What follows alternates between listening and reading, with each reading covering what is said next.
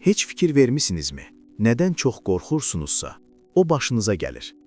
Nəyi heç vaxt etmərəm deyirsinizsə, bir gün onu edərkən özünüzü tapırsınız.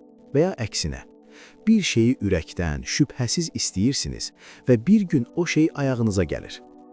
Bunu sadəcə təsadüf adlandırmaq olarmı? Yoxsa bu kainatın bizə pıçıldadığı böyük bir sirdir? Qədim alimlər deyirlər, zehin taleyin memarıdır. Sənin bugün yaşadığın həyat, dünən qurduğun düşüncələrin nəticəsidir. Sabah yaşayacağın həyat isə, bugün ağlından keçənlərin əks sədası olacaq. Bəs dinimiz bu barədə nə deyir?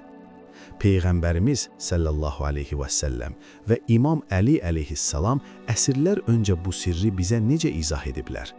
Bugün sizinlə birlikdə beynimizin içindəki o gizli otağa girəcəyik. Həyatımızı cənnətə və ya cəhənnəmə çevirən o düşüncə toxumlarını necə dəyişdirəcəyimizi öyrənəcəyik. Gəlin ən böyük həqiqətlə başlayaq.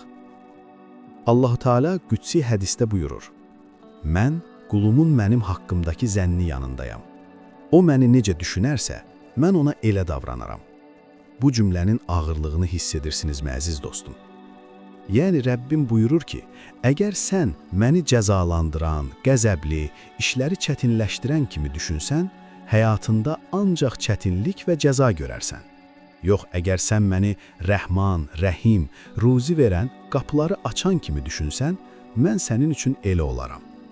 Peyğəmbərimiz sallallahu aleyhi və səlləm buyurur, bəlanı dilinizlə və düşüncənizlə çağırmayın. Çünki söz və düşüncə qəzaya, yəni taliyə çevrilər. Bizim ən böyük səhvimiz nədir bilirsinizmi? Biz həmişə pis senariləri düşünürük. Birdən xəstələnərəm, birdən işdən çıxararlar, birdən uşağa nəsə olar. Zehnimizdə qurduğumuz bu qara filmlər əslində bizim dualarımızdır. Bəli, yanlış eşitmədiniz. Qorxu tərsinə edilmiş duadır. Nədən qorxursan, ona enerji verirsən və zehində bəslədiyin o qorxu bir gün qarşına taliyə olaraq çıxır. İmam Əli əleyhissalam bu qanunu necə də gözəl ifadə edir. Kədəri və bəlanı düşünmək onu çağırmaqdır. Fərəh və sevinci düşünmək isə onu həyatına gətirməkdir. Deməli, açar sənin əlindədir. Zehnindəki kilidi hansı tərəfə çevirirsən? Peyğəmbərimizin sallallahu aleyhi və səlləmin məşhur bir kəlamı var. Əməllər niyyətlərə görədir. Biz bu hədisi sadəcə ibadət edərkən niyyət etmək kimi başa düşürük. Amma mənası daha dərindir. Niyyət ruhun istiqamətidir. Niyyət zehnin komandasıdır. Sən bir işə başlayanda içində onsuz da alınmayacaq deyirsənsə, o işin alınması mümkün deyil. Çünki sənin niyyətin, yəni daxili inancın uğursuzluğa köklənib. Bir gün Həzrəti Məhəmməd sallallahu aleyhi və səlləm xəstə yatan bir bədəvinin, yəni köçəri ərəbin ziyarətinə gedir. Peyğəmbərimiz ona təsəlli verərək deyir, üzülmə, inşallah bu xəstəlik günahlarına kəffarə olar, təmizlənərsən, sağalarsan. Amma bədəvi pessimist idi, zehni qaranlıq idi. Dedi, xeyr, bu elə bir qızdırmadır ki, qocanı qəbrə salana qədər əl çəkməz, mən öləcəyəm. Peyğəmbərimiz bir anlıq sustu və sonra buyurdu, elə isə dediyin kimi olsun.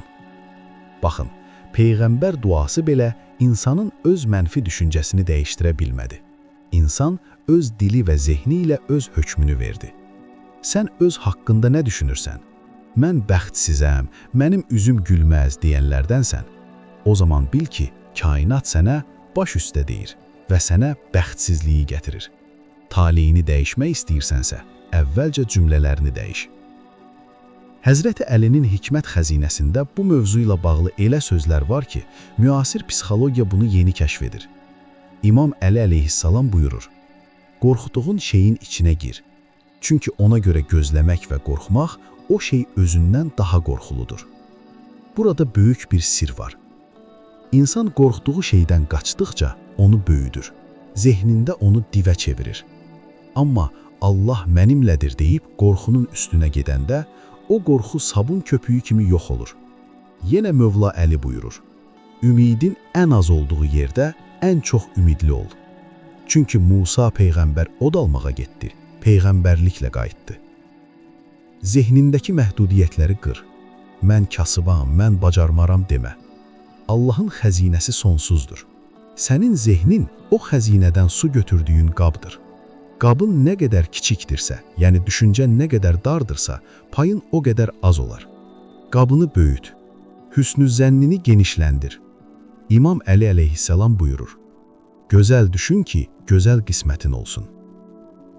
Yaxşı, bəs biz zəhərli düşüncələrdən necə xilas olaq? İllərdir beynimizə yığılan bacarmaram, pis olacaq fikirlərini necə silək? İslam bizə iki möhtəşəm silgi verib. İstiğfar, yəni tövbə və şükür. İstiğfar zehni formatlamaqdır. Əstəğfirullah dediyin zaman sadəcə günahlarını yumursan, həm də beynindəki o mənfi kodları, mən günahkaram, mən layiq deyiləm düşüncəsini silirsən. İstiğfar et ki, zehniyyətin təmizlənsin. Təmiz zehnə Allahın nuru əks olunar. Şükür isə çoxaltmaqdır. Cəzb qanununun ən böyük sirri şükürdür. Quranda Allah buyurur, əgər şükür etsəniz, nemətimi artıraram. Sən olmayan şeyə görə yox, olan şeyə görə şükür edəndə zehniyyətin bolluq rejiminə keçir. Yoxdur demə, var de. Xəstəyəm demə, sağalıram de. Çətinlikdəyəm demə, imtahandayam və keçəcəyəm de. Sən dilini dəyiş, Allah halını dəyişər. İndi gəlin birlikdə kiçik bir təcrübə edək. Gözlərinizi yumun və zehni ekranınıza baxın. Orada nə görürsünüz? Qaranlıq, qorxu, yoxsa işıq? İndi təsəvvür edin, Allahın Əl-Mücib, duaları qəbul edən adı üzərinizə parlayır. Bütün qorxularınızı qara bir tüstü kimi bədəninizdən çıxıb getdiyini düşünün və yerinə parlaq, ağ bir nurun dolduğunu hiss edin. Özünüzə deyin, mən Allahın əmanətiyəm, mənim taleyim Rəbbimin qüdrət əlindədir. Mən gözəl düşünürəm və gözəllikləri həyatıma dəvət edirəm. Rəbbim mənimlədirsə, kim mənə qalib gələ bilər? Peyğəmbərimizin sallallahu aleyhi və səlləmin bu duasını qəlbinizə yazın. Allahım, səndən xeyirli qəza qədər istəyirəm. Aqibətimi xeyirli et. Məni qorxduqlarımla imtihan etmə. Əziz yol yoldaşım, bu uzun söhbətimizin sonuna gəldik. Amma əslində hər şey indi başlayır. Bu videonu bağladıqdan sonra zehninə gələn ilk düşüncəyə diqqət et. O düşüncə sənin dostundur, yoxsa düşmənin? Əgər düşməndirsə, onu qov. Yerinə hüsnü zənn toxumunu ək.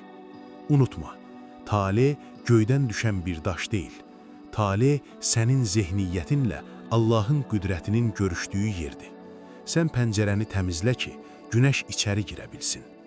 Əgər bu video ruhuna toxundusa, əgər zehnində bir işıq yandırdısa, videonu bəyənərək və dostlarınla paylaşaraq bu xeyir karvanına qoşul. Kanalımıza abunə ol və rəy bölməsində bu cümləni yazaraq özünə söz ver. Mən gözəli düşünürəm, Rəbbimdən gözəli gözləyirəm. Allah zehninizi aydın, taleyinizi parlaq etsin. Hələlik, Allah'a emanet.